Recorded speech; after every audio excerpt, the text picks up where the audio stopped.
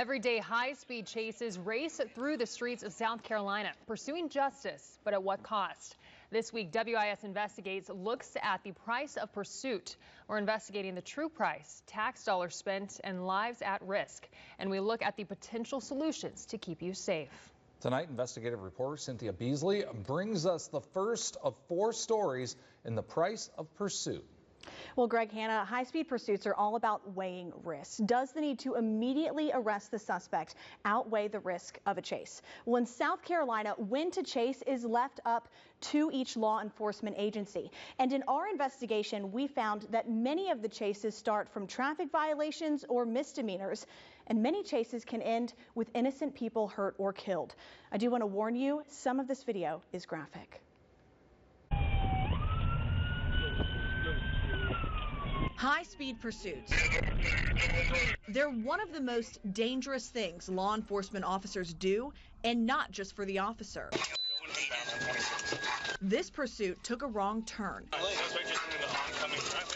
A Richland County Sheriff's deputy chases a suspect the wrong way on Interstate 126. We're in the outbound, going outbound in the oncoming traffic. At the same time, I just headed down 26. Same route I take all the time. Pam Baker was driving to Columbia. I saw the car coming at me. I swerved to the right, and he swerved back in front of me, and then we crashed. After passing almost 75 cars going the wrong way, the suspect hits Baker head-on, going more than 70 miles per hour.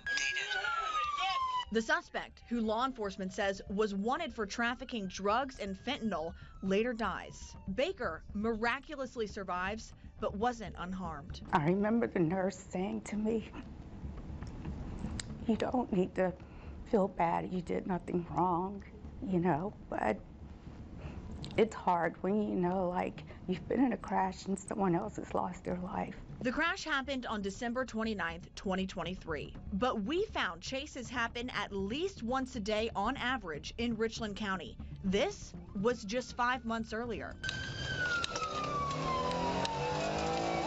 A Richland County deputy chases a car full of teenagers. Before this video, the 17-year-old driver sped off from a traffic stop after a trooper wrote him a speeding ticket. This Richland County deputy spots the car and starts chasing. 20 is to be uniform, Juliet, X-ray. After less than 4 minutes. 1050, roll over. 6 teens end up in a pond. We got one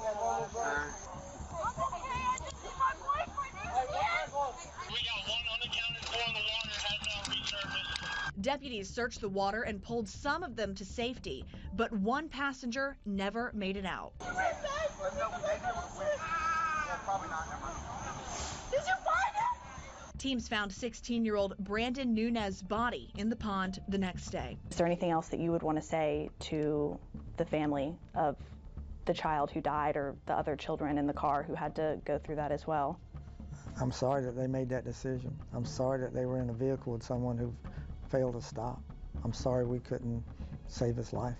I wish we could have done more. My deputies who think about that every single day. Richland County Sheriff Leon Lott defends his deputy's decision to chase the teenagers. They arrested the driver for several charges, including evading police and felony DUI resulting in death. So had the information, address, all of that. Is that a case where instead of chasing, maybe deputies could have gone to his house or tried to find him in another manner? There's a lot of maybes. It's easy to sit back and Monday morning quarterback the decisions that these deputies have to make in the spur of a moment.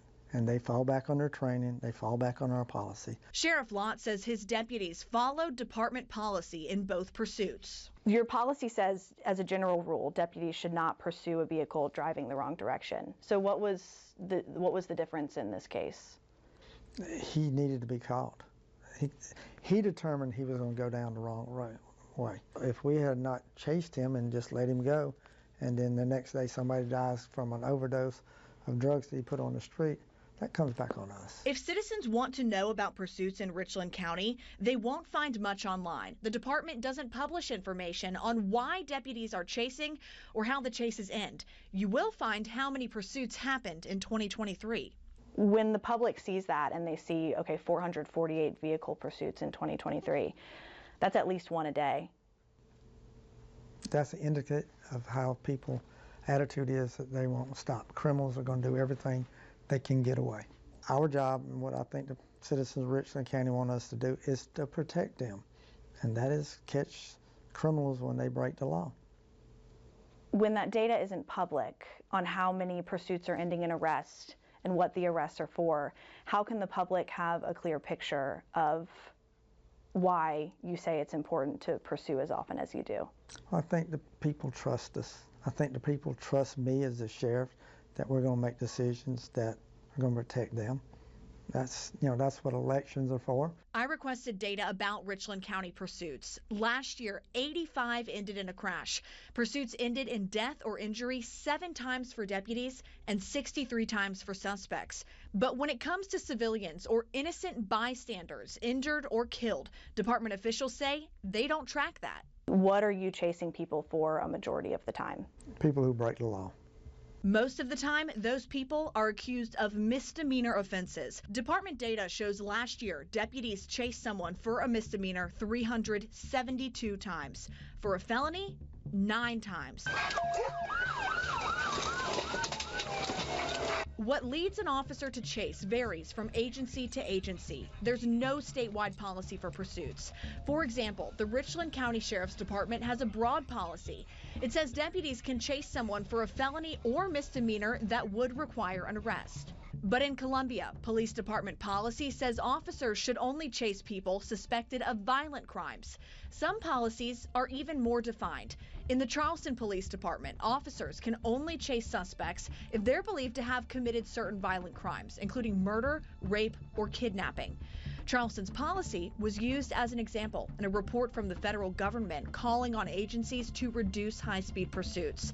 Their police chief says this policy helps his officers. They get them guidance, so it really helps them as far as, taking some of the play out of it, so they know exactly what we are looking for as far as expectations from not only the agency but the community. In 2023, his department only initiated 6 pursuits. And we can't leave it up to each law enforcement agency. Richland County Senator Daryl Jackson is introducing legislation that would call on SLED and law enforcement experts to make a statewide standard and policy for police chases. I'm a big supporter of law enforcement.